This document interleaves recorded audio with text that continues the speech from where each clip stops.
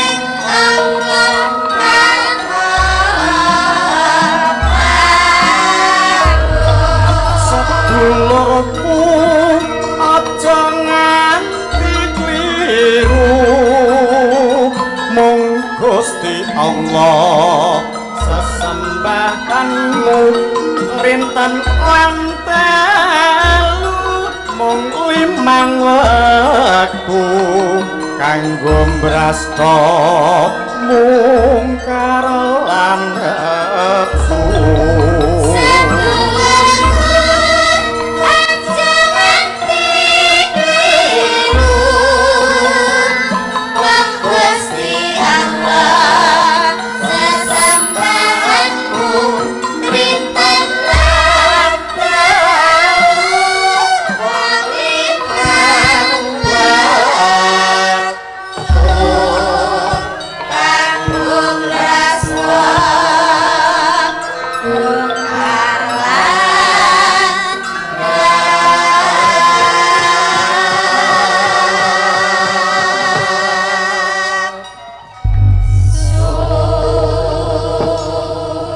Alhamdulillah, sowan komplit miturut dawuh pangandikane Mbah Lurah. Sugeng Purnomo, ya gamelan wayang saka ngomah. Kanca-kanca karawitan ingkang winadan paguyuban Madangkara ugi jangkep sowan. Ya, klebu para waranggana ya pancen arep mbothok sinden kelakon ya, Mak. Cacahe ana 8 tur dawuh Mbah Lurah.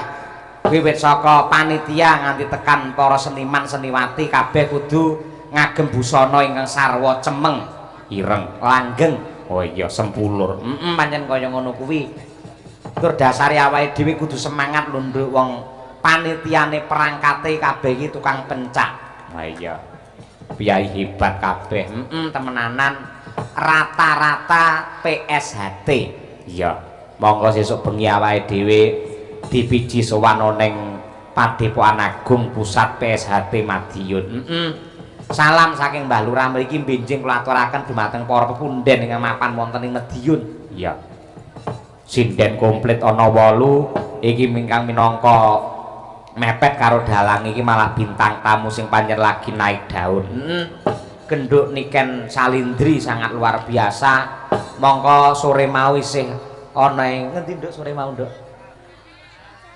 nang Loceret lho kaya ngono kuwi saiki ning Pace sesuk wis minggat ning dineh mbuh ha iya bocah tanpa leren mumpung awake sehat walafiat ya pancen butuhe nglipur karo warga masyarakat lan uga nderek nglestarekake budaya mila kula nyuwun dumateng para warga sedaya ingkang pareng jenak pinarak mligine penggemare Mbak Niken Salindri mugi-mugi genduk Niken tansah dipun paringi sehat walafiat amin ya rabbal alamin ana layang iki sing tak dhisikke saka Mbah Lurah karo Bu Lurah iki ngersake apa request lagu Bukesi Kutut Manggung Lesung Jumenglung ngrebak mangke ingkang nembang utawi ingkang suluk menika Mbak Niken Salindri Mbak Niken Salindri kasuwun nembang lestari lamunan pujaningsih kitir sumilir jan sak kaset lah iya elok men wis dijatah kaya ngono luar biasa nggih mangke kula aturaken aja mengke saiki pisan diaturake luwih dhisik iki ya Slindra Sanga Mas ayo sing lawas ya kuwi Lesung Jumenglung diaturake engko bar iki terus Mas Edi mangke rebab panjenengan manglembarke dumateng Bukesi terus Bukesi sing rebab engko anak wedok Niken Salindri sing suluk Patetan Sanga Banyumas wah iya saiki ngaturake Lesung Jumenglung luwih dhisik maka cah Madangkara katur Pak Lurah saha Bu Lurah dan perangkat masyarakat ya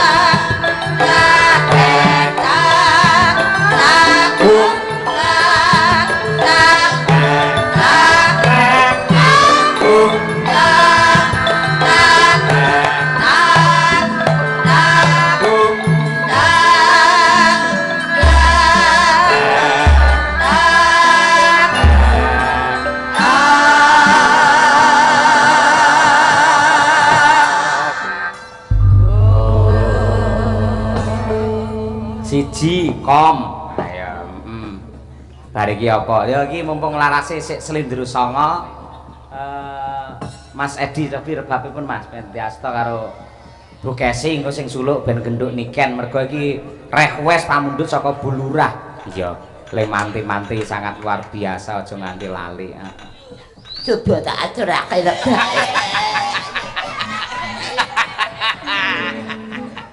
nggih alon-alon dhisik iya alon wiwit saka sing klasik luwih dhisik saya anget gek dijumenengake warangganane iya mboten ki yo mang minggah Mas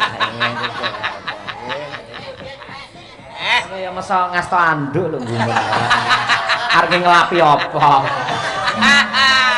matur nuwun Mas Edi terima kasih sangat luar biasa iya luar biasa ini ing atase tukang parkir iso ngrebab jos sing parkir kancane dhewe ra bayar kayune Purwa sejati nduk niken jenengan tak tak lilani ngaturake salam hormat kepada para pengunjung malam hari ini luar biasa ini adalah Niken Mania dan juga Cahyo Lovers Caksi Lovers saya ya ngaturaken sugeng dalu sugeng midhangetaken kagem sedaya ingkang sami lenggah sami rawuh mugi-mugi panjenengan sedaya khususipun Bapak Lurah Bu Lurah Pak RT, Pak RW, Bapak Kapolsek, Kapolres, sedaya para tamu undangan VVIP. Semoga tansah pinaringan rezeki ingkang kathah barokah, sehat selamat wilujeng, tansah pinaringan berkah barokah, terus rezeki sing nomplok, muga-muga saged nanggap Bapak Kuntadi kalih Niken Salindri piyambak. Amin ya rabbal alamin. Nanggap Pak Cahyo niki mboten rugi Pak saestu biasane bibar nanggap Pak Cahyo niki benjinge niku malah rezekine saya akeh 2 kali lipate. Amin ya rabbal alamin. Niku senes omongan kula, niku omongane prewangan kula ngoten lho. Niken Salindri ki pancen elok tenan bocah iki ya. Ya nduk ben penonton suasanane bisa tenang terkondisikan menawi klasik mboten sah jumeneng riyen nggih sabar ngono lho. Lek sing ngomong aku mesti dibisui aku malah.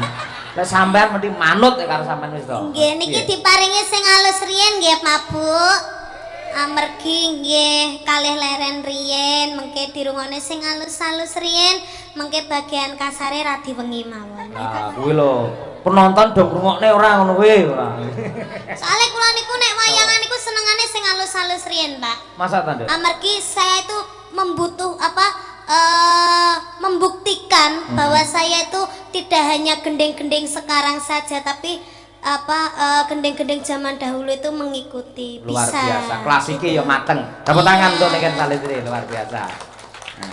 Mungkin nek salah ampun tukani lho, Pak. Bab napa? Niki mengke? Ora ana urusane aku ngono lho salah sampean tukani. Lek karo Pak Lurah dipotong aku ora ngerti. Pak Lurah mosok yo ngerti. Ora ngerti ya, Nduk ya. Ndak ngerti kan. Sing ngerti gur awake dhewe iki ya. Heeh, cocok lek ngono. Pak Lurah ngertine nggur lestari. Ah, karo Puji Ningsih ya. Maklum wong tuwek, ngertine ya Puji Moyo. Ayo ngono kuwi. Bu Kesi wis siap coba disenggreng Bu Kesi rebabe. Siap. Nah, senggreng. Pak Cahyo. Dalem. Tapi masa teng mriki mboten maju sithik ngoten niku. Oh, boleh. Yo, aja ke depan tetap duduk ning pinarak lho ya. Ora iso ta ngerbab karo ngadeg. Ayo. Mboten lenggah mawon tapi maju ngoten lho sayangku. Oke, ya. Wah. Nggih sayangku. Wah, kuwi lho bibiro anakmu lho. Nduk Niken. Dalem, Bu. Sampean mau lagi wae lek matur kok pinter men ya sampean lek mayok-mayoke bapakmu pinter ra to, Nduk. Ya. Kula mboten mayone niki kenyataan, Bu. Kula niku survei, wong sing bar nanggap Pak Cahyo niku kan mesti kula survei niku, Bu. Penghasilannya itu loh.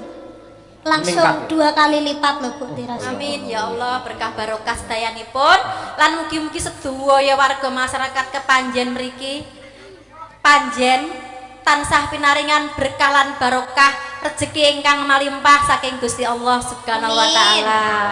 Amin. Ayo Nduk awake dhewe duet maju. Ayo wis. Ayo ngamen kan sampean ning perempatan kan. Allahu Akbar. Heeh. Kaya ning Bang Supace lho ayo ndang ayo. Nah lagi iki malah peng-pengan kabeh. Sijine sinden ya dosen, sijine ya sinden viral. Kula calon dosen kok, Pak. Amin amin ya rabbal alamin. Cocok. Dosen karaoke. Oh, ndek enak ya, Pak ya. Kok tak amini tembungmu elek men. Apa enek dosen karaoke. Lek mulang ku terus nang endi wae ayo. Ning room. Allahu Akbar mboten, Pak. Oh guyon kok. Kan aku ki ngomong tak hati-hati mergo enek sampean malah terbang-terbung kaya ngono. Mboten, Pak. Lawak kok, Pak. Nggih. Nduk, Nggih. siap Cahayu? Siap, Bu. Ya Allah ayune kok sampean nggih kebaya ireng jan ketok mencorong kaya midodari turun saka langit lho, Nduk. Ning ora turun saka taksi, tenan saka langit tenan. Lah nggih kan selendangnya kan carry to, Bu. Carry ning Nganjuk. Aku ora melu-melu. Iki kan ning Nganjuk iki. Aku ora melu-melu lho. Iki ning Nganjuk, Bu. Iya Nduk. Iya. Makane sampure iki tak gawa. Oh iya Cahayu. Bu Lurah, Pak Lurah nyuwun sewu menika pancen ingkang ngersakaken gending menika danyangipun kepanjen mriki. Nggih. Danyangi berarti lek sampun meninggal nggih, Pak. Loh, kok sik danyangi loro, Nduk. Danyang katon karo sing ora katon. Sing ora Nggih. katon sampun seda para luhur tumrape piyai panjen mriki lek danyang katon. Ya sing do nyang mirsani wayang ya danyang. Wow. Kuwi lek karepe ora dituruti ya ngamuk kuwi rumasamu kuwi. Walah, nggih, Pak. Ngono kuwi. Heeh. Nggih. Tong, toli deleteng.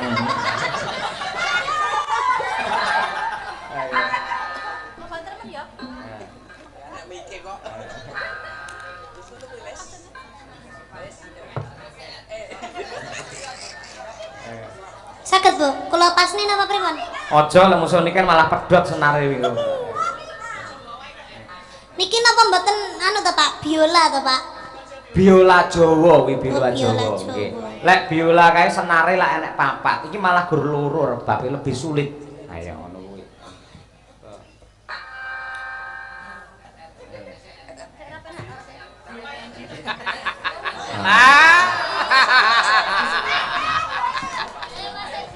Pancen tak sengaja.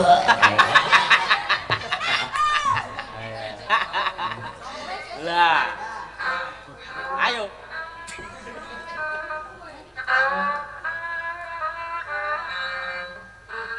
Saya rong penake Mas Edi, tenan to Mas iki. Ya, sik ngwak-ngwak ora. Engko lek nganti di streaming elek ngono bojoku ya aku ya melu kenek aku ayo. Apa kaya apa? Ajet. Nah, iki pawange rebab lha kuwi. Perlu kehalusan mergo rebab kuwi. Kuwi mau Pak Edi sampean. Bener dong, Pak. Men dipluntiri terus kok. Ha iya. Mula mesakne bojone ning omah gur diuntir ae.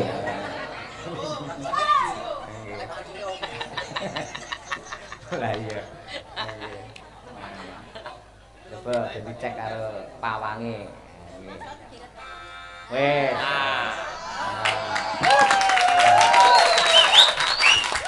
Wong ngalih rono ngok ngono neh kok ora.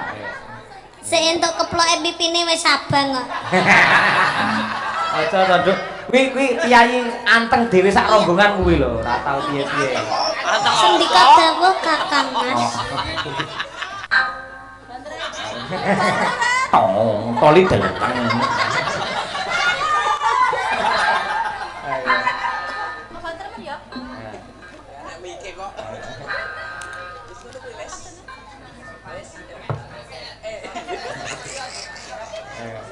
Saged, Bu. Kula pasne napa pripun? Aja lek musuh niki kan malah pedhot senare wingi. Niki napa mboten anu to, Pak? Biola to, Pak? Biola Jawa kuwi biola Oh, biola Jawa Jawa. nggih. Lek biola kae senare lek enek papat, iki malah gur loro rebabe lebih sulit. Ayo ngono kuwi.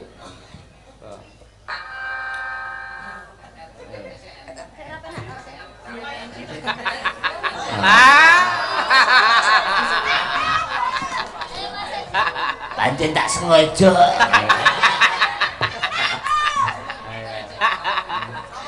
Lah. Ayo.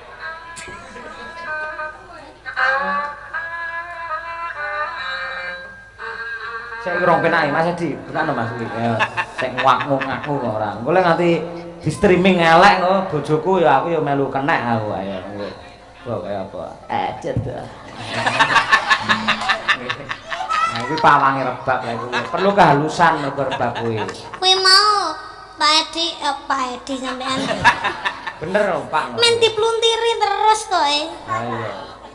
Mula mesane bojone ning omah kudu diuntir ae.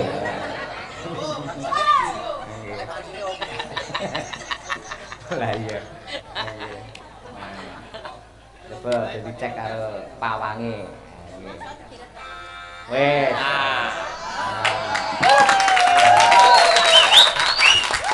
Wong alih rono ngop ngono nang ora.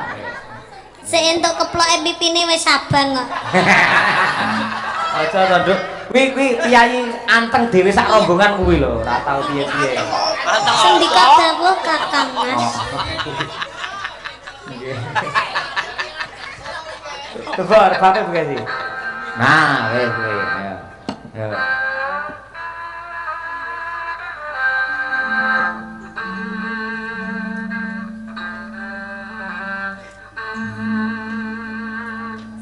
Siap. Perlu ngangge diglek ora Bu sih? Diglek, rasa. Rasa ya. Anu apa ngangge pupuku sing ning kono ganti diglek. Kaya enek, wong yo enek anake lho. Sorry, Nduk. Ngene iki metu dhewe, Nduk. Aku anyel ya antara Cek, wae. Anyel aku. Nduk niken, lek ngono aku arep gawe parian kanggo bapakmu, Weh. Nduk. Alah parian apa? Tor ngono sik to. Ikan gabus makan tinta. Cakep. Pak Cahyo bagus. Bu Kesi semakin cinta. Ayo, kowe gawe parian kanggo bapakmu ayo. Duwe ra kan? Pun tadi, Di. Di. Enek medhi tak wetak lho engko. Untuk kuwi, Bu. Sik. Pak Edi. Mangan kroto. Kuwi wong apa manuk? Lah Pak parian, Pak. Varian ya. Pak Edi mangan kroto. Terus Bapak Cahyo kun tadi niken tasik jomblo. iya. Heeh, ora apa-apa malah iso mandiring pribadi ora gagas liyane fokus untuk perkembangan seni dan budaya. Iya. Nggih. Kula tak karo nanang mawon, Pak. Nah, iki. Coba kaya apa? Patetan Slendro Songo ala Kilenan. Mangga. Yuk.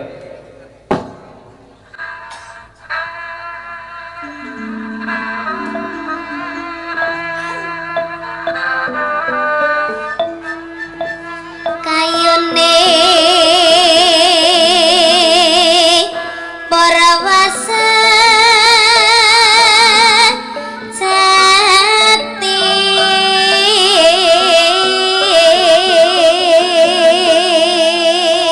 Tepuk tangan untuk Niken Salindri. Ya. pangira jagat kadang kinar yara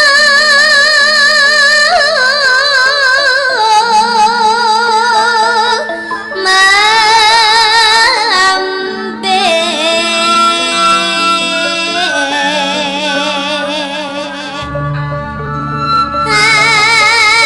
kaprata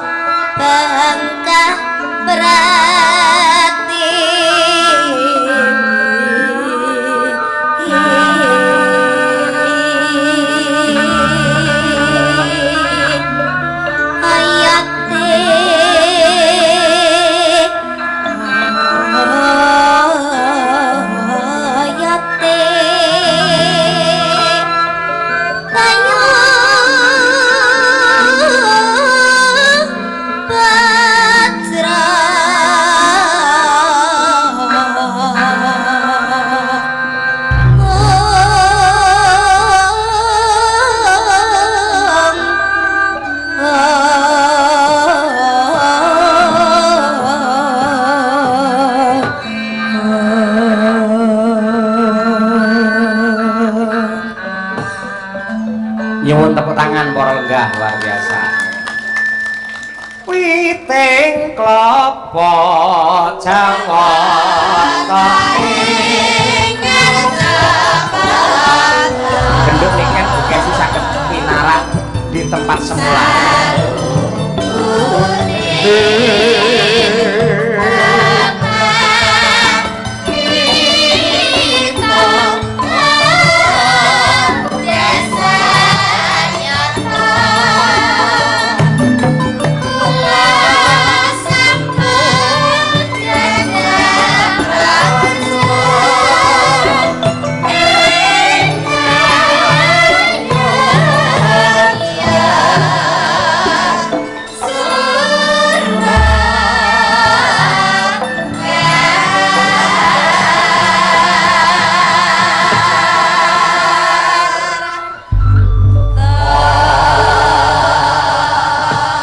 Sembah nuwun setunggal pamundhut saking Pak Lurah saha Bu Lurah wujudipun suluk patek sanga wantah gagrag Banyumas sampun dipun aturaken déning genduk niken salindri kanthi pengerbab nenggih Ibu Bremara.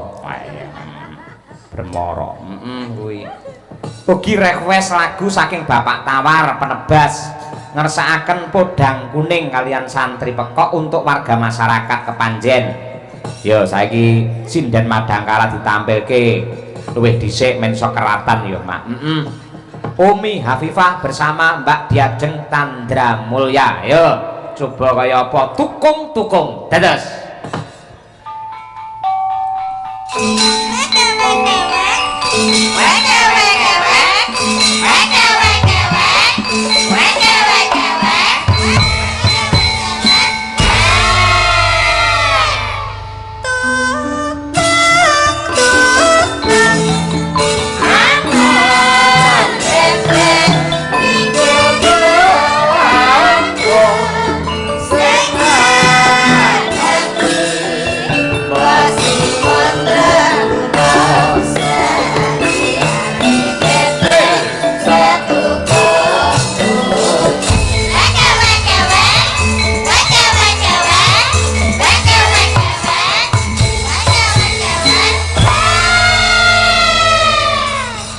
Ya nduk cah loro aturna pamundhut saking Bapak Tawar Penebas.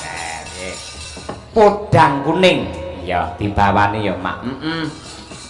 Diwiwiti saka ingkang senior luwih dhisik Mbak Chandra Mulya. Coba kaya apa? Asmarandana podang kuning. Monggo Mbak Chandra. Nadia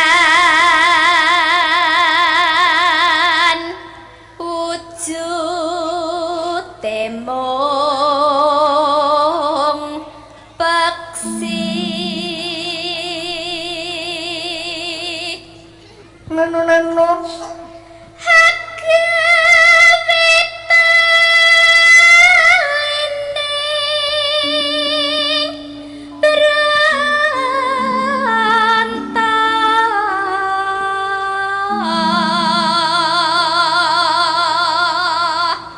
garis melih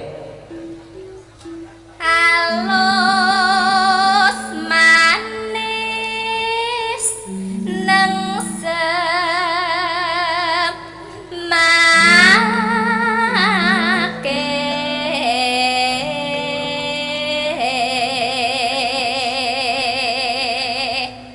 oper ratune podang kuning Umi Hafifah.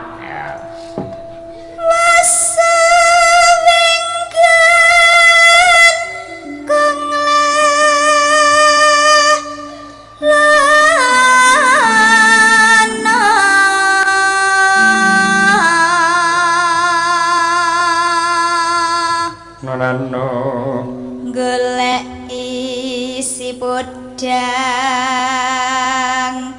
jenengan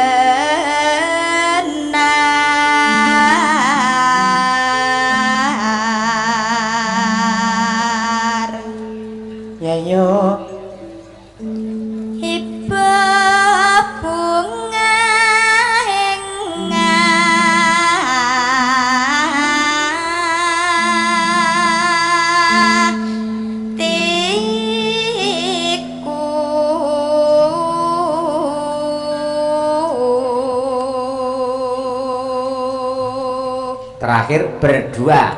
Ya. Nyanding bisa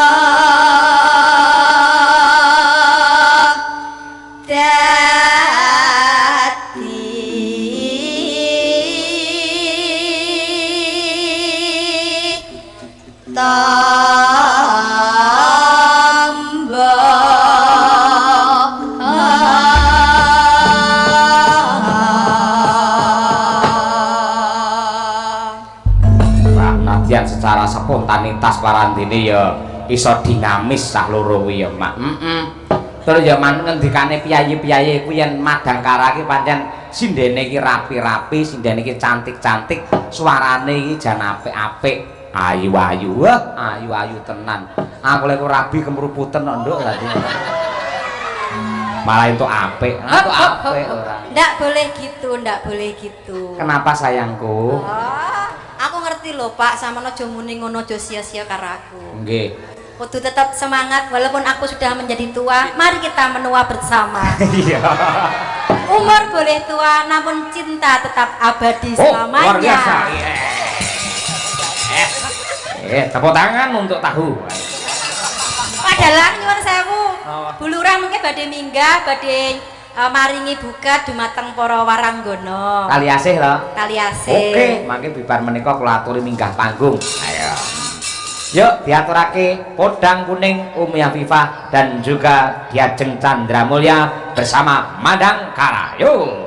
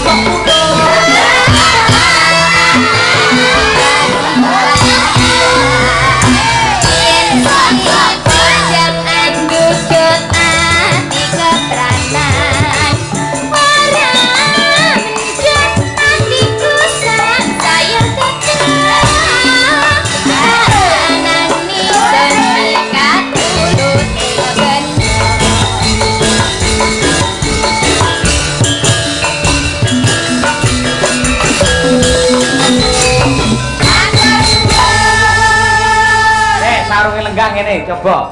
Ini banyak fenomena, banyak kejadian sing unik nih ya janjane mprihatinake lho. Piye? Nah, akeh saiki ya pamane ya iki karo diajeng karo sapa jenenge Umi iki sik kanca. Kanca kentel akrab. Ning sok-sok iso bentik, sok-sok iso geger mung perkara rebutan lanangan. Saiki aku kepengin ngerti ngecek kepribadiane cah loro iki. Upamane Mbak Diajeng wis duwe pacar ya, Mbak. Duwe pacar apa bojo wis bebas pokoke duwe sambung rasa tresna. Delalah sampean ngonangi lamun to pacarmu kuwi jebul selingkuh karo si Umi Habibah iki ya. Modele pawakane lak kaya wong selingkuh to wisan iki. Kira-kira ekspresimu jangan nganti aja direm aja piye-piye ning seperti apa adanya. Pokoknya nesu Umi pun juga bisa membela diri dengan argumen-argumenmu sendiri. Ya. Sampake dhisik songo yo ben gayeng cah loro. Yo. Betul.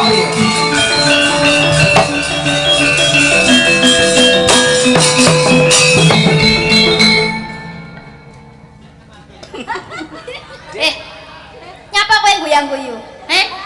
Nyawang aku. Orang gue. Ora sandilak-ndiluk wae. Ngomong no? Lah mbiyen aku ngene kok. Ngene piye? Aku tak ngene. Kowe rasa alasan lho ya. Nyapo? Kowe nyapa kok nyedaki pacarku? Ora piye aku lho ngerti weananmu. Lah iya ora salah. Kowe ora ngerti ditapuk sandal karo sinden? Wis tahu. Wis tahu pengalaman iki ngene iki. Berarti kowe wis bolak-balik ditapuk sandal karo sinden? Urung. Gak. Iya iya. Kamu ora mencra-mencra lho ya. Iya iya cangkemmu. Malah nyakem-nyakem aku. Lah piye? Saiki pacarku, calon bojoku mbok pek. Iya. Kowe dadi pelakor. Iya. Terus kowe bangga ya ngono kuwi? Bangga. Nggih. Loh, enggak ngene kan bangga. Lah aku mbiyen ki yo ngene iki nggih. Ndang lok napa nggih. Oh, lah terus maksudmu piye? Saiki aku arep rabi karo pacarku. Heeh. Terus kowe malah anu.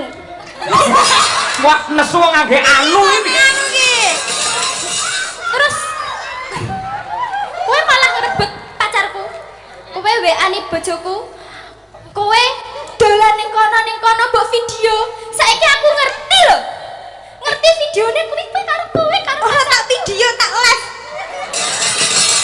padha wae. Oh padha ae ya. Terus maksudmu piye?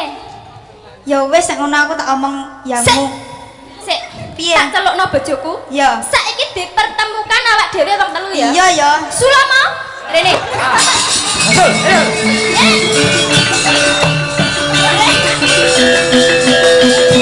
Nah, iki fenomenane bocah saiki iki. Ayo, Bro. Dah.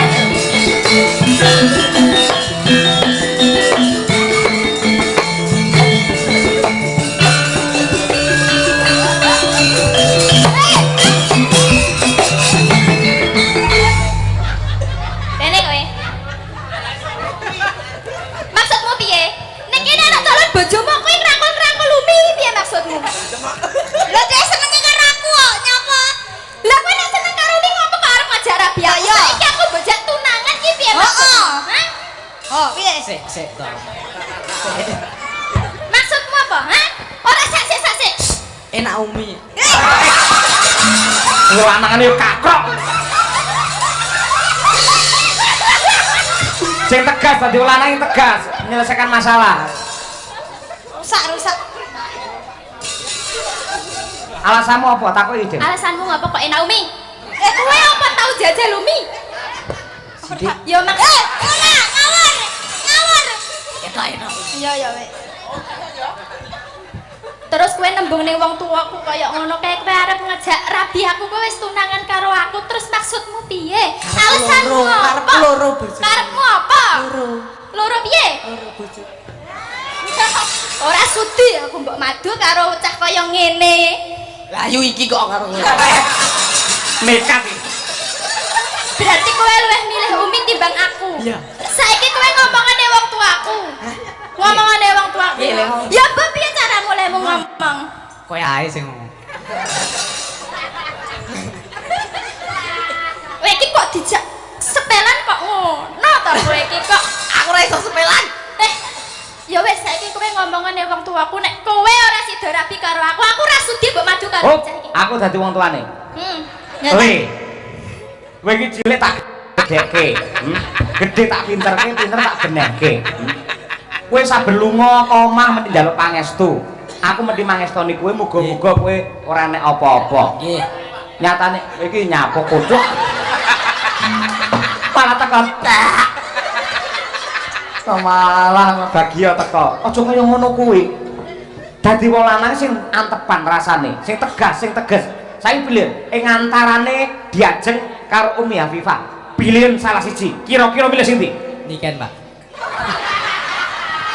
Kowe iki iso ngrungokne omong aku apa ora? Antarane Diajeng karo Umi, kowe milih ndi?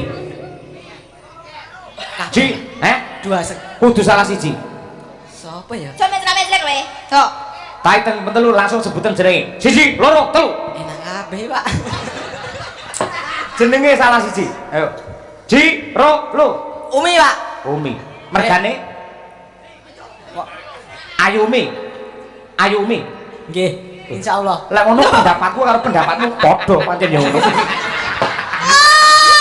Lha bapake dhewe ya kocluk. Ayo. Oke. Terima kasih untuk Diajeng dan juga Mbak Umi dan juga Mas Sulomo. Nah, dok, ingat teko. Bir kita.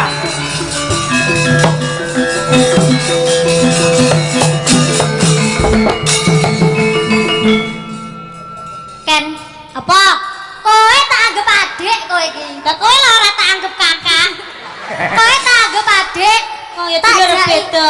Tak jai riwariwi. Jare sapa mau sing bayari panggah aku Aja ngono. Iki kowe iki aku nesu lho kan. Aku anggapmu ora. Aku nesu iki. Malah gendaan karo pacarku. Oh, pacarmu sumbing no. Aku ning Solo. Pacar sing ndi? Pacarmu ki akeh lho. Modiar. Sing dia. Aja lho kan, sing kae lho kan. Sing ndi? Sing Sing dalang dalang apa sing ndi? Pacarku mantanku dalang kabeh aku yang bingung iki Ya kan. ya. Kok malah pamer iki piye kowe iki? Kowe tak anggap adik. Serpek tur-tur. Kowe tak anggap adik. Perang kan lagi perang. Gunung jeblok tak langkai segara geni tak genglangi. Wah, elok men. Kuwi lagu sekti kan.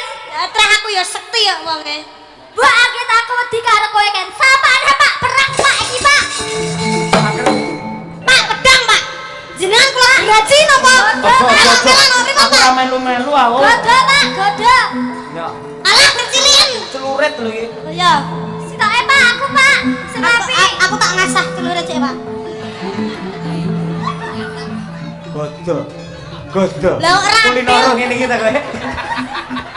Lah kok radil, Pak? Kok radil? Kuwi landhep kuwi cian. Iki lho tumpul. Tapi paling dikenekne gur keri kok Lah iki kan teri. Perang Pak. Aja takon jenengku niken salindri lek ra kowe mati ning tanganku. Maju kan aku ora wedi. Kowe wis mlebut mataku lonte.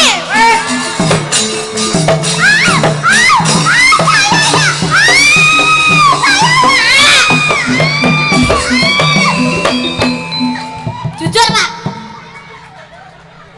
Lah mati kabeh sing dalang sapa? Niken ya asem aku dikatone ora. Lah, ini begini, Mbak Niken dan juga Iya. Birgita Iya, serta para penonton semuanya. Ini menjadi bukti bahwa sinden itu adalah kreatif, walaupun tanpa pelawak dan dagelan mampu membuat jenengan tertawa dan terhibur. Inilah sinden zaman sekarang. Salaman sik, Oh, jenis tukaran suwek. tenang. Salaman sik. Jadi to. Engko tak wae jajanku. Apa jajanmu? Lah aku pedot karo yangku gara-gara awakmu to asine. Gak iso. Lah ngapa yangku kaya ngeleki fotomu ning Instagram? Astagfirullah, aku teman Instagram tok kan. Ah, ndak percaya aku. Nah, malah putus aku malah. Aja curhat nek kene to dikira tenanan iki. Oh ya wis barok ya. Terima kasih luar biasa nih kan Salitri elok. Dina tetap berdiri nih kan Mbak Nggih, kita dulu nggih, lagi. Pak. Nah, nggih luar biasa elok tenan nggih.